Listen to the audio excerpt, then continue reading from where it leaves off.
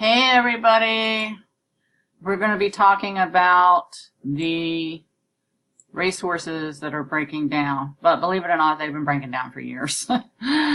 But it seems like there's more and more horses that are breaking down at Saratoga. And it could be because they had a lot of rain and the track was very uneven.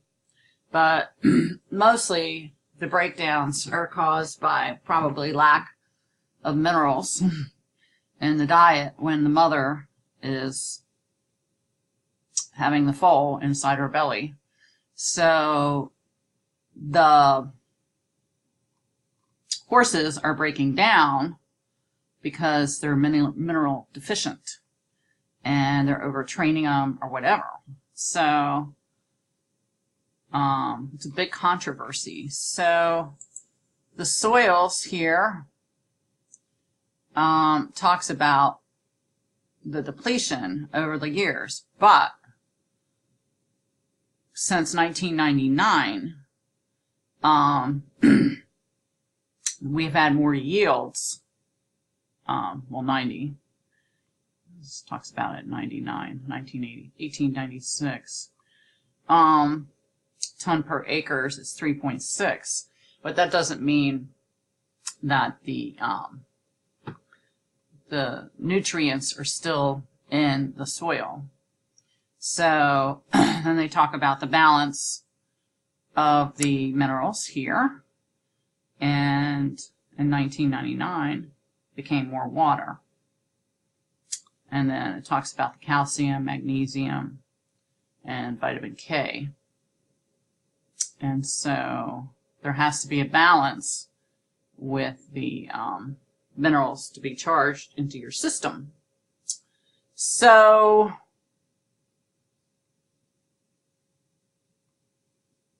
this talks about the areas that are depleted or reserved, but they don't have Kentucky in there. And, but this is an interesting site. So anyways, so if you go here, all these breakdowns, there's so many things. There's not even a new video on breakdowns. I mean, this is all 6 years, 3 years ago, all at Saratoga. So, I mean, it's been going on for years. But interesting enough, Lasixs was introduced back in, does it talk about it? This is a really good article about, it totally dehydrates the horse and it depletes the horse so much. And it talks about having blood, you need to have blood going through the veins in order for the horse to race properly. So Lasixs has often been linked to directly sudden death, and they don't publish it because of the bleeding. But horses will bleed without Lasixs. But most of my horses that were on cayenne pepper never bled. I never gave Lasixs. In the beginning, I did give like 1 or 2 because I had to fight with a stupid trainer. But when I got control over my training, I stopped doing Lasixs. I didn't have a problem with a bleeder at all. So, and it doesn't really stop the bleeding. But it talks about the blood pressure, the thought that it's due to blood bursting from normal 4 times the pressure since seen at exercise. But this all can be prevented with ester C and cayenne pepper. So Lasixs does deplete the horse, and it also depletes their racing time. Now I'm going to take you over here to a lady that posted on Facebook, and this lady's been racing for 5 years, and she's seen a big change in the industry. She used to be able to buy 2-year-olds in training and turn them out for a month and continue training. But the last few years after purchasing them, she had to wait as long as 6 months before she continued training because they had major problems. They had inflammation, joint injections at 2 years old. I mean, that's ridiculous. You shouldn't even have that. the legal meds keep them going, but eventually the medical therapeutic support catches up with them. And with that in mind, I went to the yearling sales thinking I might have more luck, even though it means more than a year of carrying and feeding to begin training. She had a little more luck with one filly from a large breeding farm, even after time to grow, would have problem being trained. I had very knowledgeable trainer, vet check her, and the ovaries were the size of walnuts and very hard. So she had been given steroids to grow at the yearling sales. And that's what they do. They give steroids to grow these horses. It's ridiculous. And that depletes the horses from their nutrients that they need to build bone. There is a pellet given to cattle when weaned to have them grow faster. It has also been used for the growth of young horses too. I had a filly monitored, and when the ovaries were soft and normally sized, a year later she became trainable. I mean, this is ridiculous, guys. So, you know, a lot has changed in this industry. So, the therapeutic meds that are giving all of the horses during training, they're not helping the horse at all. They're just depleting them. Instead of letting the horse rest and rebuild itself and giving it the proper nutrients, which people think they get into commercial feeds, but they don't. And this is going to lead to the breakdowns. They want quick results, and you can't do quick results with horses. You know, you're trying to build something here that is going to give you a paycheck for a long period of time.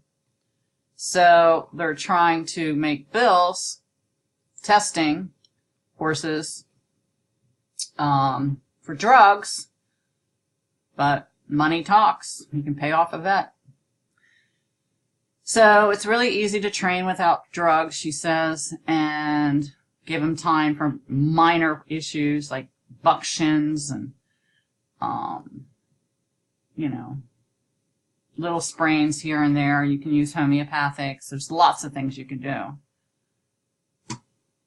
Just read your vet bills. Ask your trainer why your horse needs tons of medicine in order to run. You pay the bills. Learn to cause and effect and what goes on.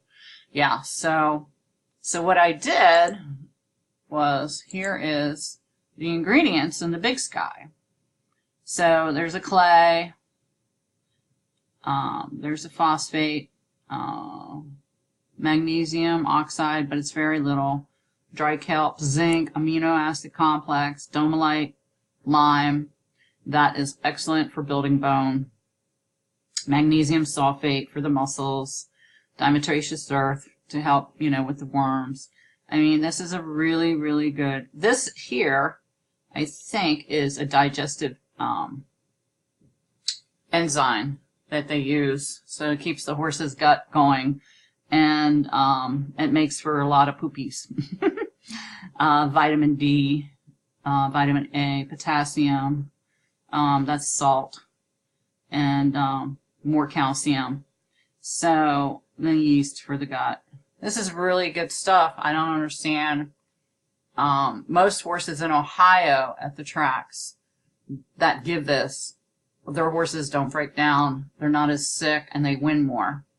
So if I was a trainer today, my horses would never ever get Lasixs. They would only get whole oats and the Stanley hay pellets and the Big Sky minerals, probably the Oasis too, the High Track for sure, and the Amino Plus. So, and the Minizyme complex. So horses are breaking down because the soils are depleting of minerals. Even though they put minerals back on them, doesn't mean that they're getting the right minerals. And they're being drugged. The horses are being drugged. It's really, really sad when you see all these horse deaths and people think, you know, let's stop. Well, if you stop racing, you're going to just be feeding Mexico with so many horses. I mean, what's going to happen to the industry? You're never going to get rid of the industry. But the industry can be changed with education. I think they should ban Lasixs. I don't think in New York they run with Lasixs. I don't think they're allowed to. I think New York's the only state that bans Lasixs.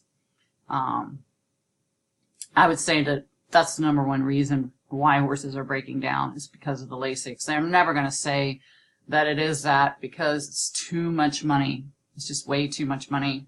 Now, I know I'm going to have some haters on here, and you guys could just like say what you want. I'll probably delete your comments. I don't really give a crap. I know what I'm talking about. I raced a horse naturally. I got paychecks. It was a fight. Literally a fight every day that I went up there to help train my horse. Fight. Every time close to race. Fight. All I did was fight with the trainer. You guys, you're the most closed-minded. I have to say you're ignorant. I'm sorry to say that, and I like to call people the name, but you're ignorant.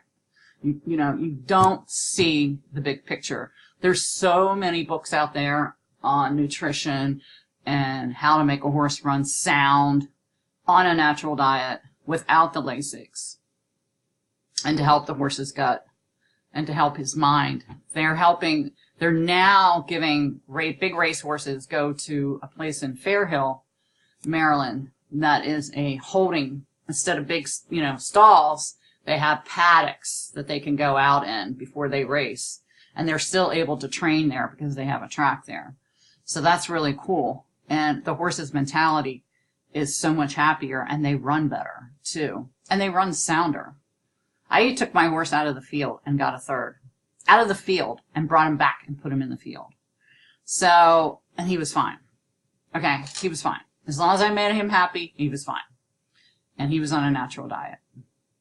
So, I would say Lasixs and poor nutrition is what helps these horses break down. And 2-year-olds should not be raced. Really, you shouldn't race until like they're 3 or 4. I didn't race until mine were 4. And mine did really well. And you might get a good year or 2 out of them. And you should be able to get, like, every 6 weeks, you should be able to race soundly. Horses back in the old days used to race every 2 weeks. But now it's 6 weeks. So, that's my take. I know that I'm going to get a lot of slams. I don't really care. I'm just trying to help the horse industry out there.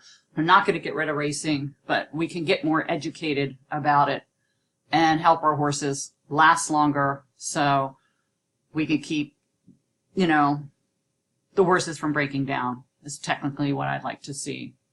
So, okay, happynaturalhorse.com. Bye.